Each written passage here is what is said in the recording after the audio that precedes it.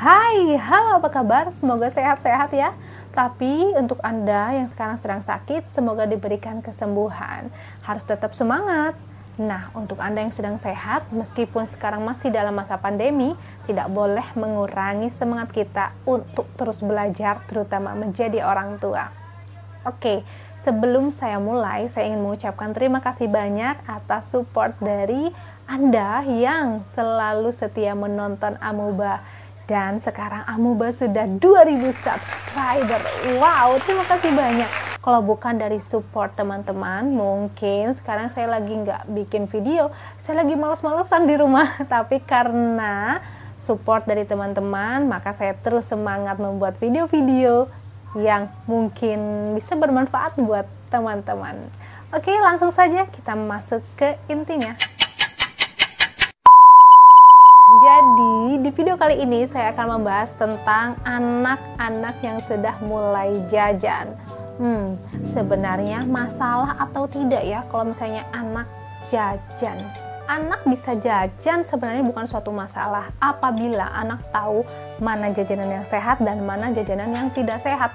Jadi sebelum parents membolehkan anak untuk jajan sendiri, parents harus memberikan penjelasan dulu bahwa ini loh jajanan yang sehat yang bisa kamu makan dan ini adalah jajanan-jajanan yang tidak sehat yang nggak boleh kamu makan.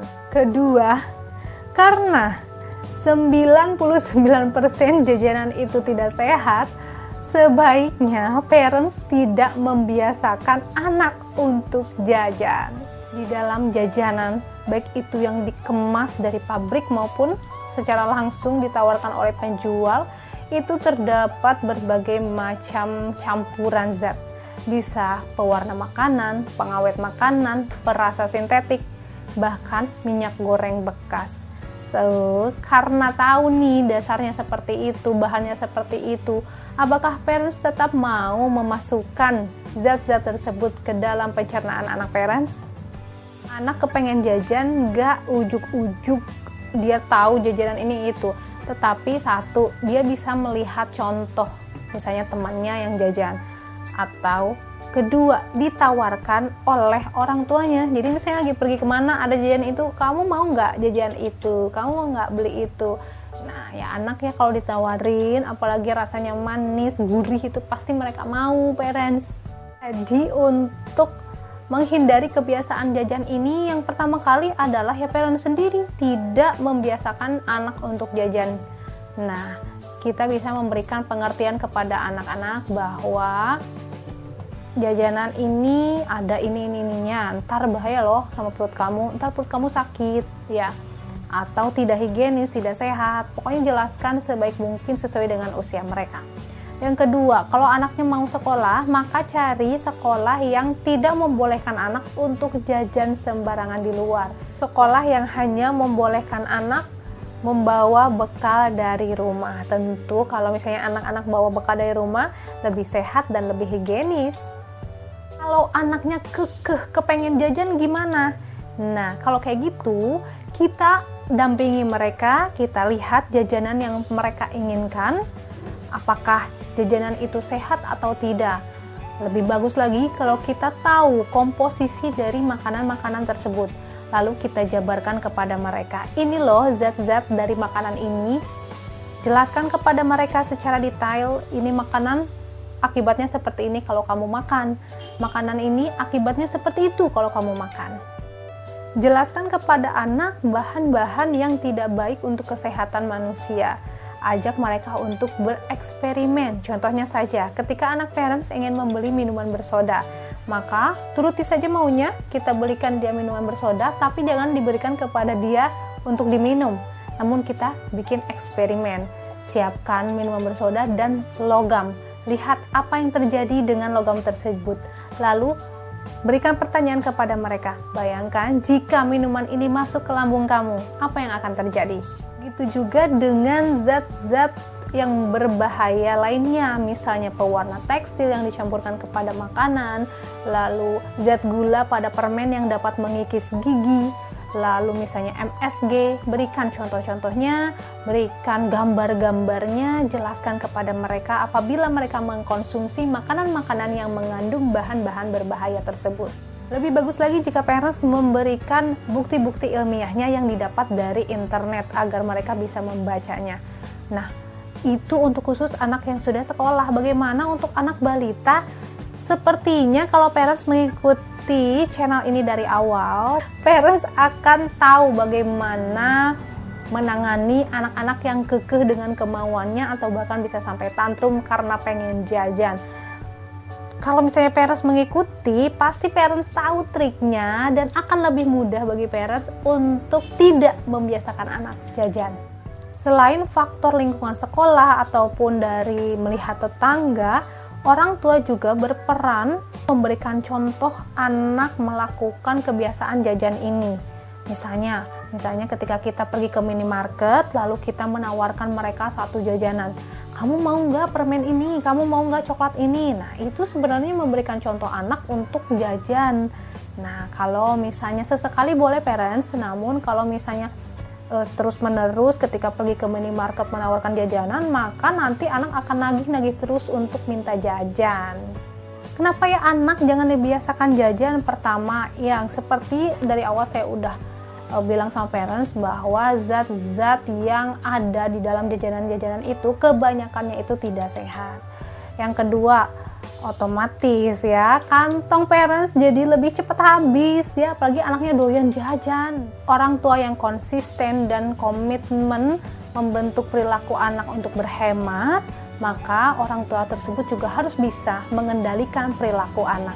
Kalau saya membentuk perilaku kepada Musa itu, salah satunya contoh, kita membuat perjanjian ketika akan pergi ke minimarket atau misalnya ke mall. Bang, Ambu sama Baba mau ke Alfa misalnya buat beli minyak goreng, contoh ya, karena jadi keingetan minyak goreng karena minyak goreng lagi mahal. Oke, kita ke Alfa beli minyak goreng, tidak akan membeli selain minyak goreng ya. Kalau misalnya dia maksa pengen beli sesuatu, jangan diturutin ya. Kembali lagi, kalau parents menonton channel saya dari awal pasti tahu triknya. Oke, jadi kita beli benar-benar hanya beli minyak goreng saja. Kalau misalnya kita pengen beli sesuatu, kita tahan diri kita. Jangan di depan anak, bisa kita beli lain waktu ya. Contoh lain, misalnya kita mau pergi ke mall ya. Kan di mall itu pasti banyak macam-macam. Tapi kita tahu tujuan kita ke mall itu buat beli misalnya peralatan sekolah. Kita kasih tahu, kita ke mall mau beli alat-alat sekolah, tidak beli yang lain, oke? Hanya peralatan sekolah saja. Jadi ya benar kita beli peralatan sekolah. Nah, usahakan berangkatnya itu setelah makan ya, supaya perut anak juga kenyang, nggak kelaparan. Jadi nggak ada alasan mereka bilang, aku lapar belum makan, pengen jajan ini. Nah, gitu. Nah, kebiasaan saya itu selalu kalau misalnya pergi kemanapun, apalagi kalau jauh, harus diusahakan perut anak dalam keadaan kenyang ya. Baik itu misalnya hanya makan roti dan susu saja, atau misalnya makan nasi, pokoknya perutnya diisi dulu, dibuat kenyang dulu. Jadi dia nggak ada alasan buat beli-beli jajanan di luar karena lapar. Nah, manfaatnya banyak. Anak tidak gemar jajan itu, pertama kesehatan mereka jadi lebih bagus ya kan. Misalnya mereka jarang makan permen, giginya jadi bagus. Terus jadi jarang yang namanya sakit diare. Kenapa? Karena pasti anak-anak yang jajan sembarangan sering banget yang namanya diare, yang namanya jajan sembarangan, kita nggak tahu higienis atau tidak.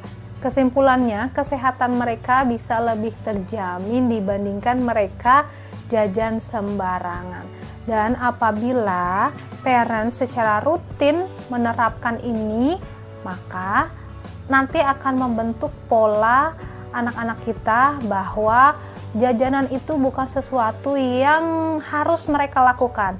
Mereka tahu kalau misalnya pergi ke warung, mereka nggak akan minta jajan karena mereka nggak tahu jajan itu apa. Terutama untuk anak balita dulu deh. Anak balita itu lebih mudah diatur.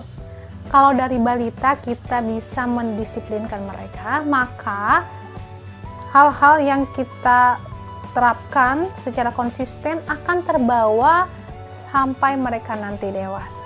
Jangan mudah luluh ya parents ketika anak ingin jajan sesuatu, apalagi kalau kita tahu jajanan itu kurang bagus buat kesehatan mereka. anak balita itu mana tahu itu baik atau enggak. Yang tahu itu siapa? Yang tahu tuh orang tuanya. Jangan sampai kita punya mindset yang penting anak kita makan apa aja deh, nggak apa-apa jajan, yang penting dia makan. Tergantung apa yang dimasukkannya ke dalam perut. Kalau misalnya yang dimasukkannya sampah, otomatis sampah itu akan menumpuk di badan anak parents. Yang namanya sampah itu sumber penyakit. Mungkin sekarang nggak langsung dialami oleh anak parents, bisa jadi setahun, 2 tahun, 3 tahun, atau 10 tahun mendatang baru terasa akibat dari kebiasaan memasukkan makanan-makanan yang tidak baik ke dalam tubuh. Soalnya kalau anak aku nggak diturutin, nanti dia bisa nangis, bisa tantrum, bisa ngamuk-ngamuk. Ya udah deh kalau gitu. Sekarang parents pilih deh. Yang pertama, parents pilih anak parents nangis, tantrum, atau yang kedua, parents pilih anak parents sakit di kemudian hari. Karena dari 1 kali 2 kali ini membentuk kebiasaan 3 kali 4 kali 5 kali, dan nanti malah menjadi tabiat. Dan kebiasaan buruk orang tua adalah ketika memberikan contoh kepada anak yang membentuk tabiat buruk pada mereka, anaknya itu juga yang disalahin. Contohnya misalnya kita mau pergi ke warung mau beli sabun, terus di warung itu anak kita minta jajan, mah pengen beli permen, mah pengen beli coklat, mah pengen beli ciki, ngeborong lah istilahnya. Terus orang tua yang ngomong, ih kamu kok doyan jajan banget sih? Atau misalnya contohnya yang lain, misalnya kita lagi ngobrol nih antara ibu-ibu, terus misalnya kita ngobrol tentang kebiasaan anak, terus kita bilang bahwa anak aku kok doyan jajan ya, lihat anaknya ibu ini kok anaknya baik banget, gak suka jajan, ditawarin jajan gak mau. Terus kita menjudge anak kita doyan jajan, padahal pada awalnya anak kita itu taunya dari kita juga. Nah, itu kebiasaan buruk orang tua. Jadi anak itu sebenarnya bagaimana orang tua membentuknya, orang tua mengaturnya, ya kan? Bukan mereka tiba-tiba terbentuk seperti itu, tetapi kitalah sebagai orang tua membentuk mereka. Apa yang mau kita bentuk, bagian-bagian yang positif atau bagian-bagian yang negatif, semua kembali kepada parents. Bagaimana? Cukup jelas kan parents? Oke, terima kasih untuk parents sudah menonton video ini sampai habis. Jangan lupa untuk di like, di comment, and di share ke media sosial yang parents punya. See you on next video. Wassalamualaikum warahmatullahi wabarakatuh.